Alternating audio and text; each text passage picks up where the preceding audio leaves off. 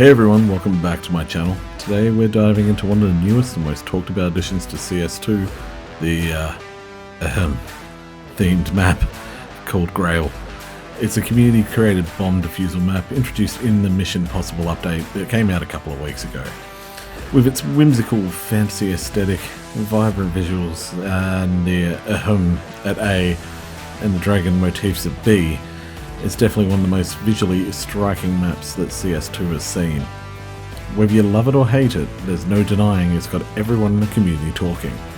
So let's break down what makes this map so unique, and why players are so divided on it.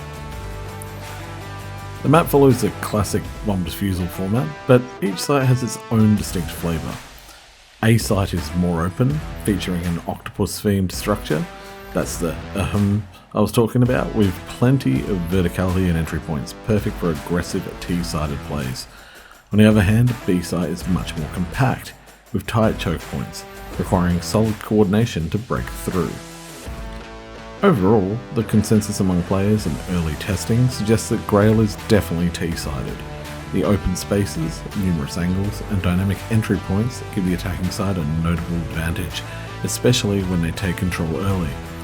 While a disciplined CT setup can still make a difference, the map undeniably favours aggressive, fast-paced T-side strategies. One of the key reasons that Grail has generated so much buzz is that the first mission in CS2's new update required players to play the map. This naturally led to a surge in feedback, with some praising its creativity while others were frustrated with being pushed into a map they weren't familiar with. Opinions remain pretty split. On the one hand, some players are really enjoying the map's creative design and fantasy theme, saying it brings a fresh perspective to CS2. Others feel the bright visuals make it difficult to spot enemies and argue that the map's complex layout doesn't suit competitive play. The comparison to Overwatch-like map design has also stirred debate, as some see it as a fun deviation, while purists like myself argue it doesn't really fit CS2's traditional aesthetic. Of course, no new map launches without a few hiccups. Players have reported some pretty wild bugs, including clipping through the floor, ending up under the map, and ending outside the map. However, hopefully the developers will patch these soon, but it's definitely something to keep in mind when diving into your next match.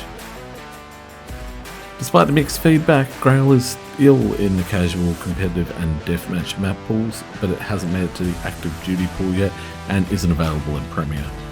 Whether it finds a place in Pro Play will depend on future updates and how the community continues to adapt to its unique layout.